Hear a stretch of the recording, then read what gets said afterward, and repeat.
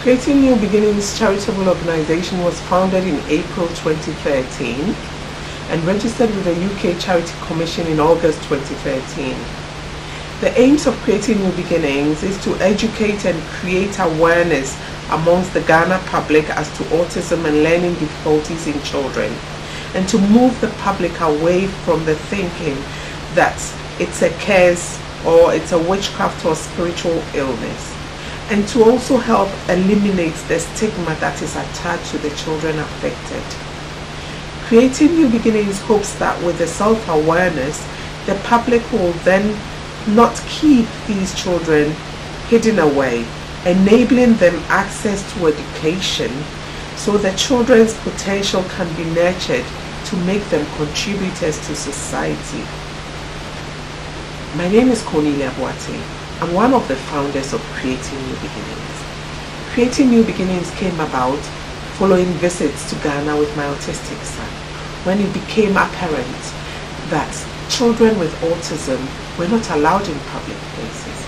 So we will be sitting in a congregation of over 1,000 people, and I'll be the only parent with a child who is rocking backwards and forwards, or making noises, or flapping their arms. And this perplexed me a bit, and I made inquiries and did my own investigation, and it came to light that there were thousands of children with learning difficulties, but it was a taboo to bring them out.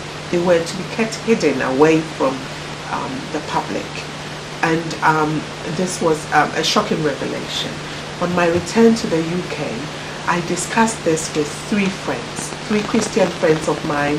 We met up, we had a discussion about this, and they were perplexed as well, and we felt we had to do something to save these children and create new beginnings for these hidden and voiceless children. And that is how Creating New Beginnings came about.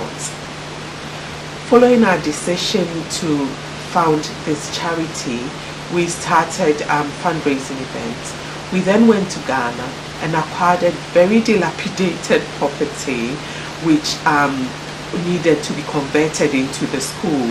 And with further fundraising events, we gathered enough money to convert and refurbish the school the building into a special needs school premises. Following that, teachers were recruited and the school established. To many parents in Ghana, it's a waste of resource and an unnecessary bother to send such children to school. The children are usually thus marginalized, and there is no motivation for parents to send them to school or provide them with any educational materials. As we all know, the successful education of children with autism and other learning difficulties requires an in-depth understanding of the disability and its unique characteristics. Without that requisite knowledge, teachers in a typical Ghanaian classroom will struggle to achieve meaningful inclusion for these children. The current tendency of education in Ghana is towards didactic and oral teaching, and this is not conducive to the learning needs of children with learning difficulties. They require concrete, repetitive, and visual teaching. So following our acquisition and setup of the school, the Ghana Education Service and the Social Welfare Department in Ghana came to inspect the school premises and were very impressed with the school and gave us the go-ahead to open the school, and the school was registered with both establishments in Ghana. The school was then called Woodfield Manor Special Needs School, Accra, Ghana. The school is situated at a suburb in Accra called Fafaha. The support the charity gives to the school includes the provision of much needed supportive and structured learning environment, early intervention, family involvement, with a deliberate focus on communication and social interaction skills.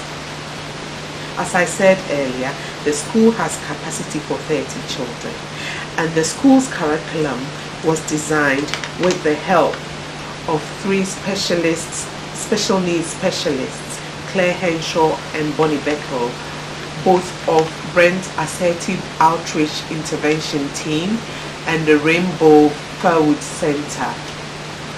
The charity has had the support of several people in the course of its work, including English Martyrs Catholic Church, Manor Special Needs School, Woodfield Special Needs School, the Village School, Margaret Clitheroe Roman Catholic Primary School, and various donations, some from the Sterry Foundation, the Tula Trust, Tesco, ASDA, AudioLink, Wendy Markets, PRS, the National Autistic Society, all for advice and support and donations for the charity's work.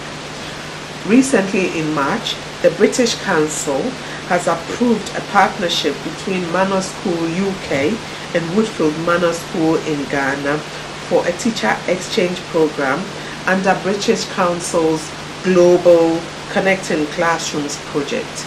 So very shortly, a teacher from Woodfield Manor School Ghana will be visiting Manor School UK for the exchange program to learn how to work with special needs children. Currently, the school needs a school bus, more playground equipment, a borehole to be drilled, and support for running the school.